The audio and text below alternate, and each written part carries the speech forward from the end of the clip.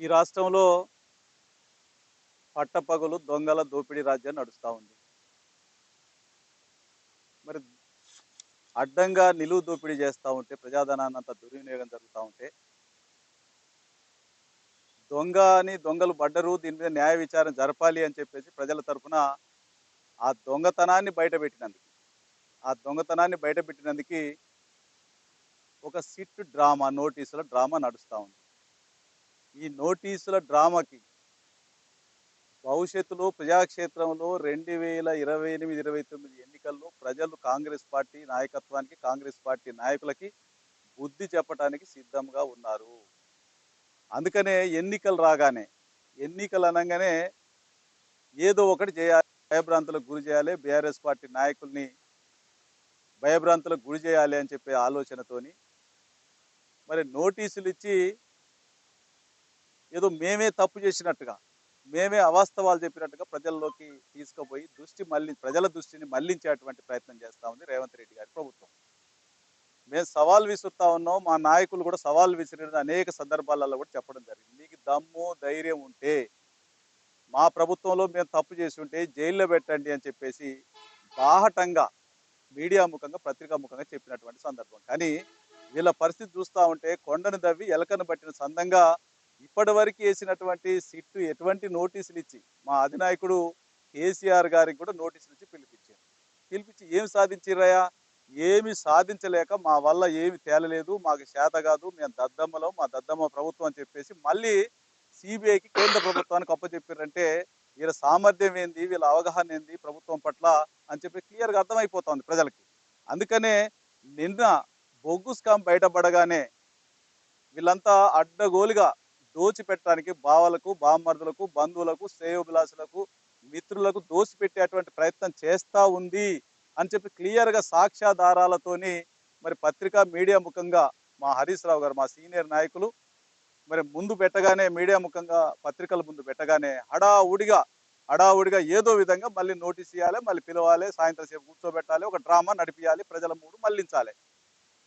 అది ఒక్కరికే ఇస్తే ఇబ్బంది, మళ్ళీ ఏదో వాస్తవాలు బయట పెట్టారు కదా, ప్రజలు తెలుసుకున్నారని చెప్పి ఆలోచనతో మళ్ళీ కేటీఆర్ గారు కూడా నోటీస్ ఇవ్వాలి, పిలిపియాలి, అబ్బో నిజమే ఏదో అయి ఉంటుంది అని చెప్పేసి ప్రజలు నమ్మాలి. ఎంత దుర్మార్గమైనటువంటి ఆలోచన అంటే, ప్రజాస్వామ్య వ్యవస్థలో ప్రజాస్వామ్యంగా వాక్ స్వాతంత్ర్యం మాట్లాడేటువంటి హక్కును కూడా కాల రాస్తా ఉంది రేవంత్ రెడ్డి గారి ప్రభుత్వం. దీన్ని పూర్తిగా మేము ఖండిస్తా ఉన్నాం బీఆర్ఎస్ పార్టీ పక్షాన. మీరు ఎన్ని కేసులు పెట్టినా మరి అదిరేది లేదు, బెదిరేది లేదు, మీ తాటాకు చప్పులకు భయపడే ప్రసక్తి లేనే లేదని చెప్పి తెలియజేస్తా ఉన్నాం.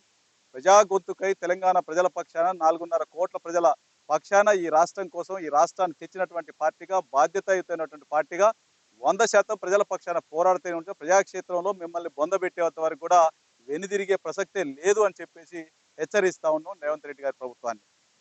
ఇక ప్రధానంగా మనం చూస్తా ఉన్నాం, రోజుకొక డ్రామా, రోజుకొక కథ, ఎన్ని అక్రమాలు జరుగుతూ ఉన్నాయంటే ఈ రాష్ట్రంలో ఇచ్చినటువంటి హామీలన్నింటినీ కూడా 6 గ్యారెంటీల పేరుతోని 420 హామీలు ఇచ్చి మరి ఇప్పటి వరకు ఏ ఒక్క హామీని కూడా నిలబెట్టుకున్నటువంటి పాపాన పోలి ఈ ప్రభుత్వం ప్రజల్ని నట్టేట ముంచి మరి ఓడదాగినాక బోడమల్లయ్య అన్నట్టుగా తెప్పదగలబెట్టి ఈరోజు వీళ్ళ కేవలం కుర్చీ కోసమే ఆ రోజు అబద్ధాలు ఆడిందన్న విషయం ప్రజలకు చాలా స్పష్టంగా అర్థమవుతా ఉంది.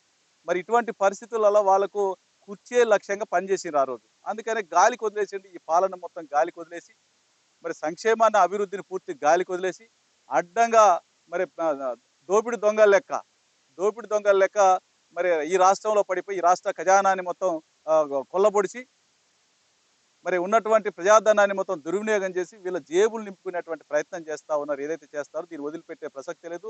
ప్రజల్లో నిగ్గు తెలుస్తాం, నిజం చెప్తాం, ప్రజలకి డప్పు కొట్టి మరి ప్రజలందరూ కూడా వాడల ఇంటింటికి మరి తీసుకుపోయి న్యాయాన్ని గెలిపించే విధంగా, వాస్తవాల్ని గెలిపించే విధంగా ప్రజాక్షేత్రంలో ముందుంచుతామని చెప్పేసి ఈ సందర్భంగా తెలియజేసుకుంటూ, ఎవరిని ఎన్ని మరి మీరు నోటీసులు ఇచ్చి మీరు పిలిపించి మరి తీసుకొచ్చినా కానీ రావడానికి సిద్ధంగా ఉంది. మీరు ఎప్పుడు పిలిచినా, మీరు రాత్రి నోటీస్ ఇచ్చిర్రు, పొద్దున్నే రమ్మంటే కూడా మా నాయకులు అటెండ్ అయ్యారు.